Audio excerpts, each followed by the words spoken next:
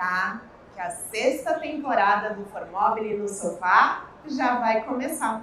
Sejam todos muito bem-vindos. Eu sou a Ju Pinheiro e essa 6ª temporada é um patrocínio da Lechner. Hoje, o nosso primeiro episódio vai contar com a participação do Matheus Mello. Ele é CEO do Casoca. E o que a gente vai falar hoje? A gente vai falar da importância do detalhamento do projeto e das especificações para evitar retrabalho. Porque, gente, a gente está com o cliente desde o começo do processo, desde o começo do sonho dele para ser viabilizado lá na frente. E um projeto que não é bem detalhado, não é bem especificado, pode gerar, além de retrabalho físico, uma baita dor de cabeça e uma baita frustração. Eu vou falar um pouquinho aqui do Matheus, porque eu não sei se vocês sabem, mas o Matheus não é arquiteto. Ele fundou o Casoca junto com os outros sócios dele, mas o Matheus, ele é economista e ele veio do mercado financeiro. Então, assim, a minha primeira pergunta para o Matheus é: Matheus, como que você caiu aqui no nosso mercado? Ei, Ju, obrigado por me receber aqui no podcast, um prazer estar aqui com você. Vamos lá, um pouquinho de história, assim, né? Da onde veio o Casoca, da onde veio essa ideia. Eu sou economista, então vim do mercado financeiro, mas minha mãe é designer de interior, meu pai é engenheiro, então sempre vivi nesse meio.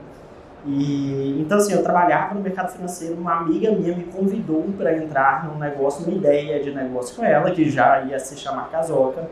Ela também filha de uma arquiteta famosa, etc. E ela falou: olha, esse mercado não é digital, a gente está no mundo da internet, dependendo de produtos físicos, de ir até uma loja para você conseguir a informação. E se a gente começasse a digitalizar esses produtos? Só que nessa época ali, a ideia era permitir a venda no online, não necessariamente fazer o que o Casoca faz hoje, né? Então, assim, a gente começou a estruturar essa ideia e digitalizar produtos.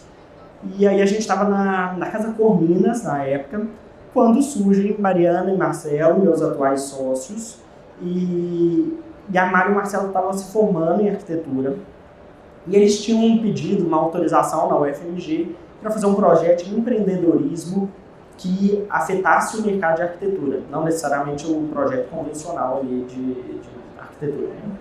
E aí os dois me chamaram ali na Casa Cor e me apresentaram uma tese que é exatamente o que o Casoca é hoje. E os dois sentaram, o pessoal até brincava assim, que a Mari era a Marília Gabriela do mercado de arquitetura. A Mari tinha documentado mais de 100 entrevistas com escritórios, então ela ia até os escritórios, ela e o Marcelo ligavam e entrevistavam para entender o dia a dia do arquiteto, onde que tinha uma dor ali, onde que eles gastavam tempo, e eles chegaram nessa ideia muito parecida, obviamente a ideia vai mudando, mas eles chegaram na ideia de que o mercado precisava catalogar informações digitais para os profissionais e que arquivos 3D seriam essenciais, né, para os arquitetos conseguirem projetar. E eles me apresentaram essa ideia. Na época era quase que a gente não sabia o que aquilo ali ia dar, porque a gente falou: olha, vocês querem prestar serviço, não querem? E o papo foi tão bom que a gente falou: peraí, vamos juntar essas ideias? Vamos abandonar a ideia da venda online, não é um momento de mercado para isso, e vamos focar em fazer uma plataforma para arquitetos? E assim surgiu o Casoca. Então eu estou te falando disso ali em 2018, então o Casoca já está um tempinho aí de mercado, as coisas vão mudando, a gente foi entendendo aonde estavam as dores, mas veio dessa troca entre o economista que quis empreender ali e entrar nesse mercado, com arquitetos que tinham ido a fundo pesquisar a dor do dia a dia do arquiteto. Muito legal. Falando em dor, vamos falar da maior dor aqui, que é projeto versus execução, né? O que está no papel e o que sai do papel. Quais são, Matheus, os maiores empecilhos para tornar o sonho de fato a realidade? Eu brinco assim, o fato de eu de eu não ser arquiteto e de eu ser economista, eu fico observando como os arquitetos, e o Casoca, né, tem mais de 30 arquitetos que trabalham com a gente, assim, tem muita gente que trabalha no Casoca que é arquiteto, então eu vivo no meio da arquitetura o dia inteiro. E eu falo que o arquiteto ele esquece de um detalhe, que é a abstração. O arquiteto, durante a faculdade e a execução profissional dele, abstrair e imaginar um espaço, para ele, é claro, dentro da cabeça dele, enquanto ele está pensando, ele está enxergando a imagem no ambiente. E o cliente final não. Mas o arquiteto tem esse costume de esquecer disso. E eu acho que o grande empecilho entre execução e realidade ali é gerenciamento da expectativa. Isso tem muito até a ver com o que o Casoca faz ali, que a gente fala que uma vez que o cliente vê a imagem de um projeto, ele quer exatamente aquilo ali. E aonde que vem o problema da execução? É quando o arquiteto, ou ele simplesmente achou que o projeto era um render, né? E eu acho que você como arquiteto pode até falar que, né, o projeto não é render, tem todo um por trás, né, sobre o processo de especificar, saber o que você vai colocar no projeto, saber de onde vem. Eu acho que a gente vai até entrar aqui em algumas coisas um pouco mais técnicas.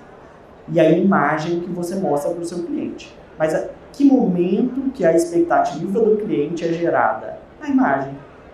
Então, assim, onde que dá retrabalho? É o arquiteto que mostrou a parede verde e fala, não, vamos mudar o tom, vai ficar legal.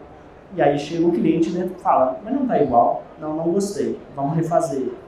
É o produto que está diferente do que o cliente viu ali naquela imagem. Então, assim, o arquiteto tem que lembrar que se eu quero modificar, eu preciso combinar e mostrar ao cliente. Ele não consegue imaginar igual a minha cabeça funciona. Você falou e eu fiquei pensando em algumas coisas. A primeira, o óbvio precisa ser dito. Nem tudo que está na nossa cabeça é óbvio para o outro. Primeira coisa. A segunda coisa, não sei se você já ouviu sobre essa teoria, mas existem 8 tipos de inteligência. Uma delas é a que a gente mais sabe, que é a inteligência lógica. Tem inteligência interpessoal, intrapessoal, mas tem uma inteligência que todo arquiteto tem, muito aguçada, que é a inteligência espacial, né? E que nem todo mundo tem. E a gente foi treinado para isso. Então, realmente, o arquiteto tende a visualizar coisas que outras pessoas que não são da área não conseguem visualizar, né? Tá aí o trabalho do especialista, né? Então, eu acho que é isso. A gente precisa externar o que está aqui na nossa cabecinha, nessa mente criativa que já resolveu tudo, que já visualizou tudo, para o outro enxergar, né? E o outro também sentir. A gente não está projetando um espaço para a gente.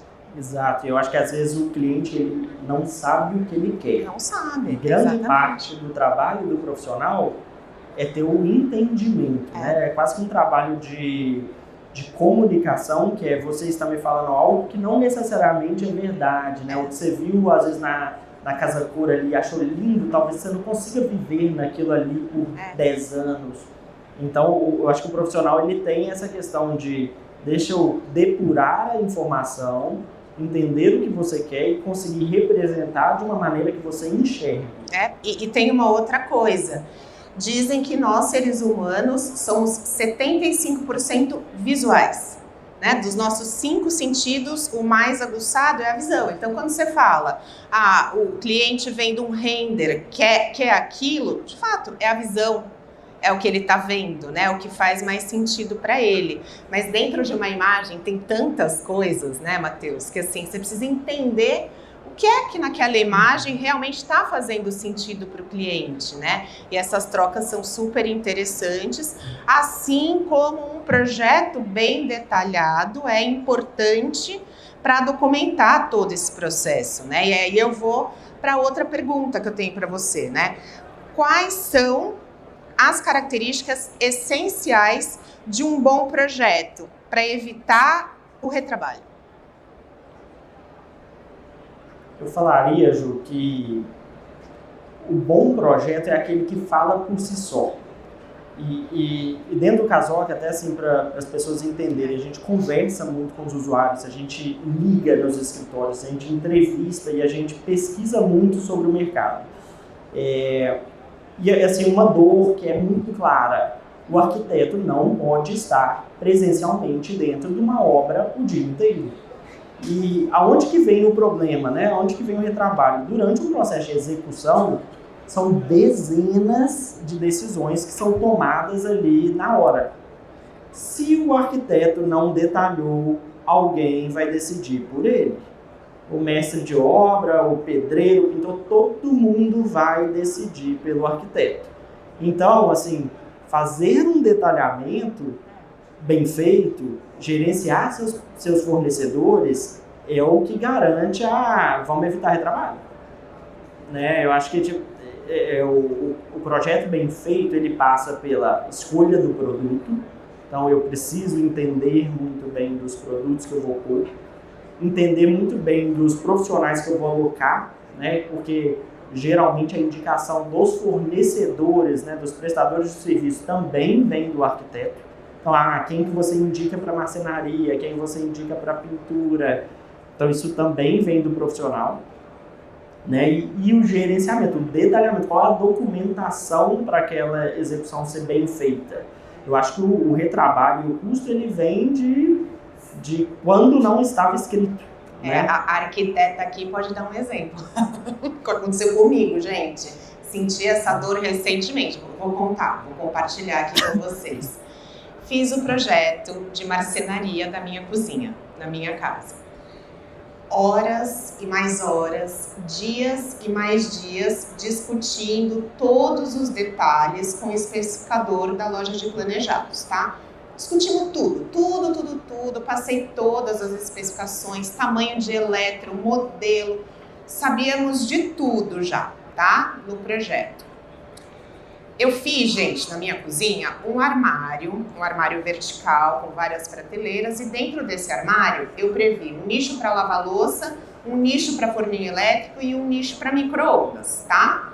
Sabia já todos os tamanhos desses equipamentos, tá bom? E sabia também o tamanho desse armário. Armário esse, que é um armário simples, porta de giro com dobradiça normal, tudo certo. Eu não estava no dia da montagem. A hora que eu cheguei, esse armário já estava montado, e aí eu coloquei o micro-ondas no lugar que estava planejado para ele. Ao abrir a porta do micro-ondas, o que aconteceu? Tá pegando na dobradiça. Gente, eu já sabia que isso podia acontecer. A gente não registrou isso no detalhamento de projeto, isso não chegou para o montador não tinha essa informação, era só a dobradiça, tá? Uns 30 centímetros acima, que isso não ia acontecer.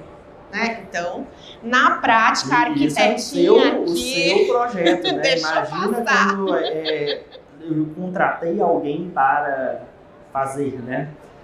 A Mari, obviamente, hoje não fica fazendo projeto, né? Ela faz toda a parte de gestão do Casoca, mas projeto para família sempre acontece.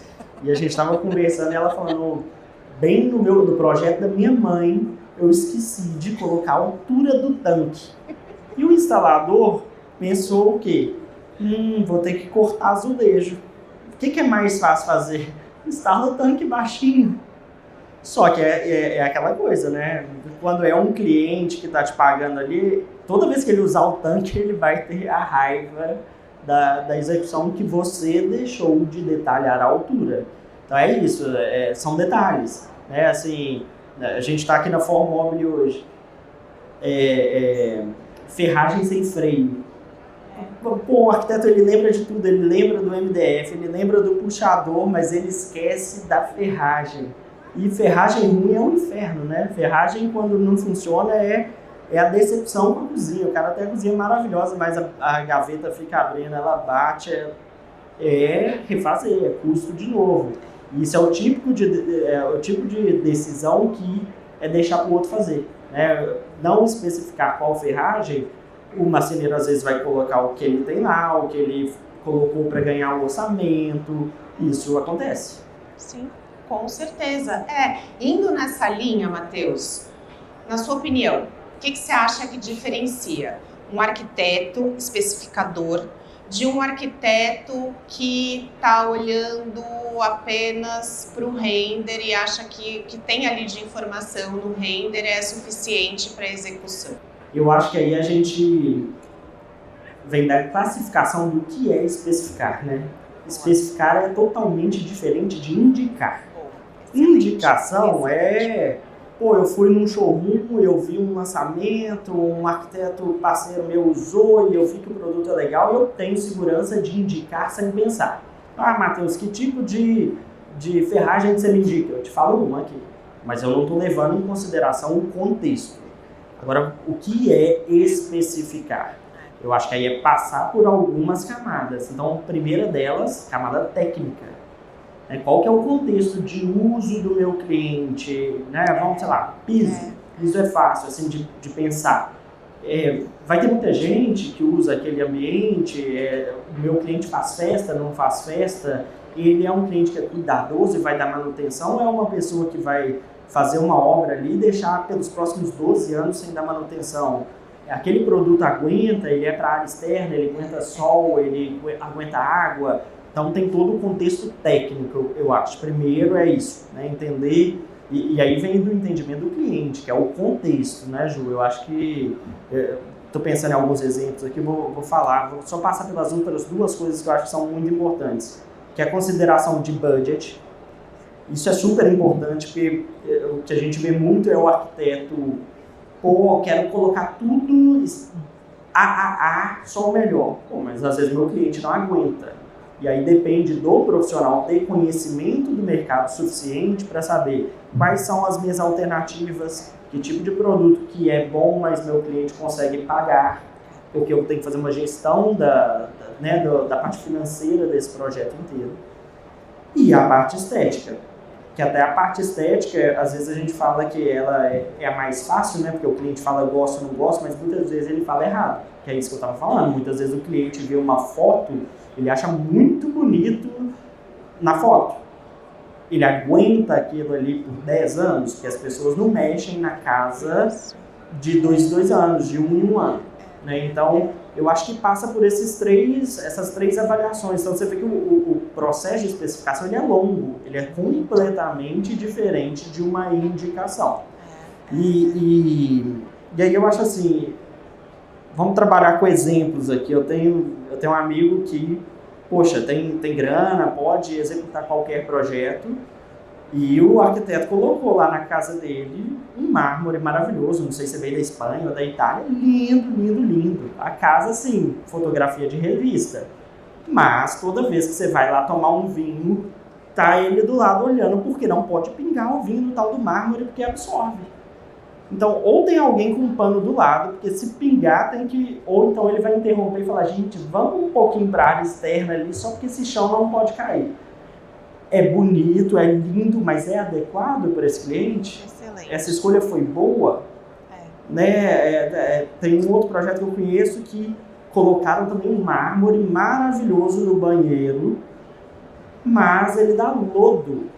Então nós estamos falando de uma casa linda, maravilhosa, que quando você vai tomar banho, tem um rodo dentro do box, que todo mundo que for tomar banho tem que passar o rodo depois, porque as pessoas são extremamente cuidadosas com a casa, não querem que estrague, mas então, né, convidei o hóspede para ir na minha casa, ou até no seu próprio dia a dia, todos os dias, na hora que você acaba de tomar banho, temos que passar rodo. É uma escolha adequada? Ou será que o profissional só considerou a estética? Então, eu acho que assim, o processo de especificação ele é muito profundo, ele tem que considerar contexto. Eu vou jogar uma reflexão aqui, né? Eu sempre fico pensando, é a casa que trabalha para as pessoas ou as pessoas que trabalham para a casa, né? A casa deve nos servir ou a gente deve servir a nossa casa? Porque isso que você está me contando, as pessoas estão servindo a casa. Será que essa é a lógica correta? Né? Eu acho que é tudo sobre bem-estar. Você falou no início ali, eu quero viver um sonho. O que o cliente está preocupado é a entrega, é o sonho final. Ele não pensa nesses nesses steps, né? O arquiteto sabe disso, e é dever dele, ele está sendo contratado para isso, né? Exatamente. E eu sempre volto no cerne da palavra arquiteto. Eu fico batendo nessa tecla, eu já falei várias vezes, em vários episódios, mas arqui, o grande, né? Vem do grego, a etimologia o grande, né? Arqui-inimigo, o grande inimigo, enfim. Arqui, o grande. Tecto, vem de tectum, que tem várias traduções, a que eu mais gosto é o construtor, então é o grande construtor. Gente, projeto não faz sentido se ele não sai do papel, certo, Matheus? Um projeto bom é aquele projeto que sai do papel conforme todo o processo que foi discutido com o cliente, porque também não adianta sair do papel de qualquer jeito, né? Tem que fazer sentido para quem vai habitar aquele espaço. E geralmente quando ele sai do papel faltando detalhe, que é o ponto que a gente chega aqui, que é aí que dá retrabalho, que dá custo. O cliente que está contratando, quando ele chega e pede para refazer, isso é a pior experiência do mundo. Ainda melhor do que o que não pede para refazer, né? Porque o que não pede para refazer, ele vive 10 anos reclamando e falando, meu arquiteto é péssimo, não indico não faço projeto com ele não. Exatamente. E tem uma outra coisa também, né? O grande construtor é muita coisa. Eu falo que arquiteto é um bicho megalomaníaco, viu, Matheus? E assim, a nossa formação, a nossa profissão faz com que a gente tenha que entender de tudo um pouco. É muita coisa, né, gente? É muita coisa.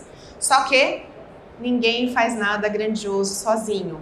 E nós, arquitetos, dependemos fortemente da nossa rede. A nossa rede de relacionamento. A gente depende do marceneiro, a gente depende da equipe civil, a gente depende do pessoal do mármore, a gente depende de muita gente para viabilizar o que está na nossa cabecinha, né? Então, eu acho que um braço importante nosso é essa boa relação com o fornecedor, né?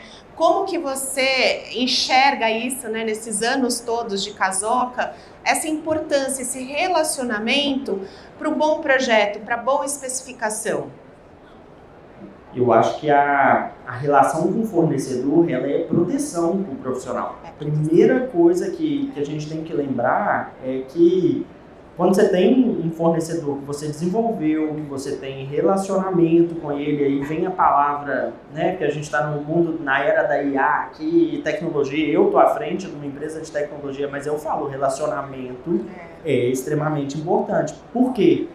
Erros vão acontecer, né, mas somos humanos, né, humanos, que bom.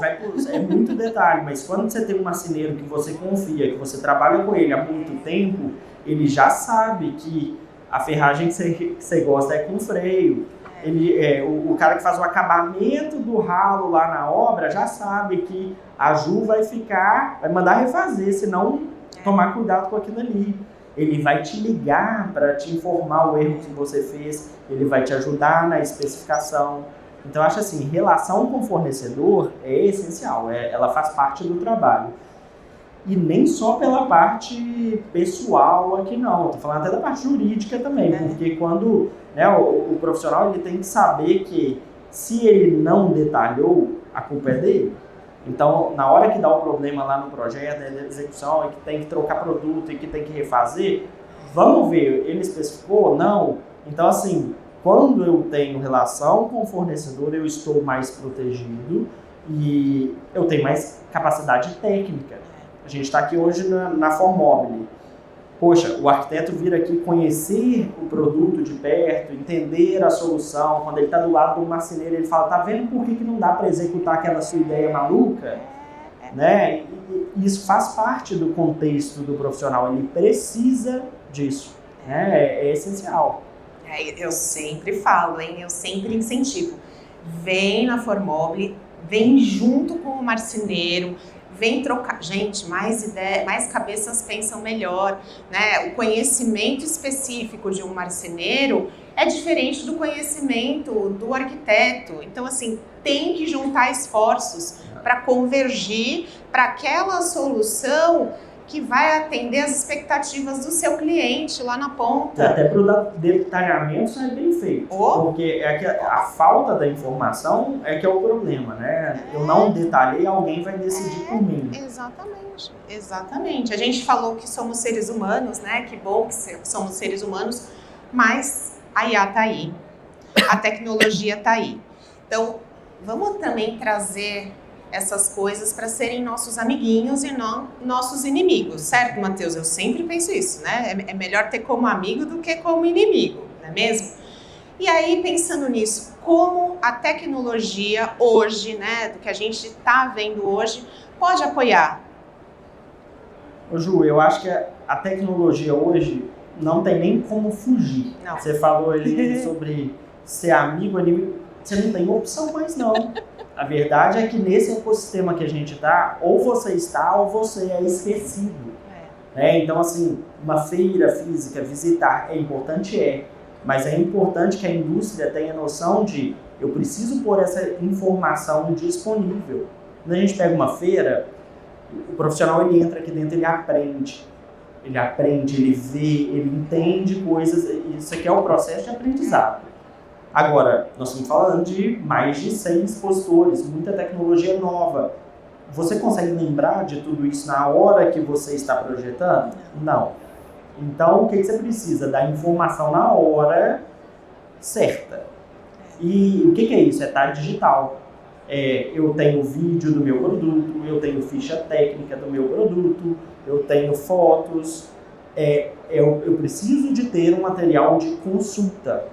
Eu preciso de disponibilizar. Isso é diferente de estar só no mundo físico, ficar ali só... Não, quando precisar, você me liga. Não é estar à disposição. Hoje em dia, o acesso à informação é muito rápido, né? Todo profissional técnico já está usando IA. A gente usa o Cloud, o GPT, o Gemini para fazer comparação, a gente usa para fazer conta, a gente lista lá e pede as comparações técnicas. Mas para isso funcionar, a informação primeiro tem que estar digitalizada e disponível. Né? A gente vê, tem gente que já fez um PDF, mas ele atualiza aquele PDF de quantos anos. Tem toda a informação, tem um formato disponível. A gente hoje quer a informação de uma maneira muito rápida. Se eu te der, por exemplo, um catálogo físico, que às vezes vai ter que ler ele todo para entender, não, isso aqui é uma barra de busca. Você quer perguntar exatamente a dúvida e ter a resposta disponível naquele momento. Não pode demorar mais de 30 segundos para você encontrar a informação que você busca. Então, eu acho que assim, a grande mudança que a gente tem que se atentar agora o ecossistema tem que mudar. A indústria tem que entender que não tem escolha. Eu tenho que digitalizar, eu tenho que organizar a informação do jeito certo, porque senão daqui a pouco eu nem apareço na busca do chat GPT, que está todo mundo usando. E aí eu deixo de existir. Porque se eu não apareço no momento certo, eu deixo de existir. Eu deixo de ser considerado. Né? Assim, o mercado ele tem muita opção hoje. Tem muita opção de tudo. Em qualquer mercado, qualquer setor, tem muita opção de tudo. Então eu preciso ser encontrado e aparecer na cabeça do profissional no momento que ele pesquisa e do jeito que ele pesquisa. Então eu preciso mudar a forma antiga de pensar. Eu estou sentindo aqui no ar que quem está assistindo esse episódio está com uma perguntinha filosófica aqui que eu vou fazer. Você acha que a gente vai ser engolido pelas tecnologias e pela IA? Engolido não, eu acho que a gente vai se tornar o nosso braço. Eu acho que quando a gente fala de IA, a gente tem de ir para a cabeça num lugar meio maquiavélico, assim, né? Nós vamos ser substituídos. E a verdade, quando a gente olha historicamente, isso nunca aconteceu. Eu estava lendo uma tese outro dia que era da Revolução Industrial. Existe um negócio que chama paradoxo de Jevons, que é um estudo que na época que as máquinas usavam carvão, eles achavam que ia se consumir menos carvão, porque que ia se ter menos trabalho e que o consumo iria diminuir à medida que as máquinas ficassem mais eficientes. Então, se eu desenvolvo uma máquina que gasta menos carvão para eu produzir, eu guardo mais carvão. E a verdade é que toda vez que um recurso fica mais barato, mais otimizado, a gente usa mais. Eles usavam o carvão só para máquina no setor X. Não sei, vou falar um exemplo, na agricultura. Ficou mais barato, agora dá para usar máquina para carro. Então, toda vez que fica mais barato, vai começando a ter muito mais uso, não menos recurso. E a verdade é que o ser humano, com o apoio da IA, ele também fica mais barato. Então, a gente tende a ter outros tipos de posição. Então, se fala, o ser humano vai ser substituído. As funções extremamente operacionais, copiar e colar, isso aí, sim, vai ser substituído, mas os trabalhos, eles vão mudando. Então, eu acho assim, nós vamos, na verdade, nos tornar dependentes, que algo que você fazia antes, você demorava lá no seu escritório, às vezes 2, 3 semanas, você vai resolver no mesmo dia. Só que você vai usar aquilo ali. Geralmente, isso não substitui a gente, isso potencializa a gente. Eu fico pensando nos polos. E o que me vem na cabeça sempre é o seguinte: quanto mais touch, mais toque. Né? Então, quanto mais a gente tiver a IA, tiver a tecnologia junto da gente, mais o ser humano vai sentir a necessidade do ser humano. Né? Eu acho que o futuro ele é de relacionamento. Eu também acho. Porque a parte técnica ela tende a se igualar. Eu acho que na era da IA o conhecimento está muito rápido, está acessível. Então, a parte técnica, a gente chega no mesmo patamar. Todo mundo que for minimamente curioso e proativo de pesquisar, a informação vai estar disponível. O que muda? Quem se relaciona bem. Né? A gente está falando aqui relacionamento com o fornecedor. É a parte física, é o conhecer o outro, é a parte humana. E somos humanos, a gente precisa disso, inclusive. Todo mundo acha chato ficar atrás de uma tela. Né? É isso mesmo. A gente está falando de relacionamento e eu acho muito que o Casoca é uma plataforma de relacionamento. Mas eu queria que você explicasse mais das funcionalidades, como que os profissionais eles podem conhecer, né, e utilizar melhor essa plataforma com tudo que hoje ela tem para oferecer. Beleza. Então vamos lá, o que é o Casoca? Como ele está? Porque não é o que ele é, porque ele vai mudando todos os dias, né? Então ele é um catálogo integrado de diferentes indústrias e diferentes setores, justamente para fazer isso que eu estava te falando aqui, que é dar a informação em tempo real para o profissional, que é quais opções que você tem, o que foi lançado, o que saiu de linha, porque especificar produto que saiu de linha é um inferno na vida do profissional.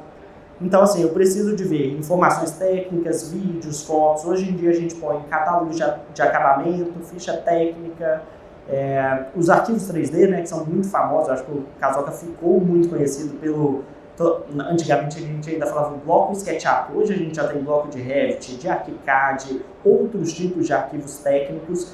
Então, basicamente, o que a gente está fazendo? A digitalização de diferentes setores ligados à arquitetura e padronizando isso, deixando muito fácil para o profissional coletar informações. Né? Muita gente, inclusive, fala, eu uso o Casoca quando eu estou precisando de um arquivo, mas tem milhares de usuários do Casoca que estão ali para fazer consulta.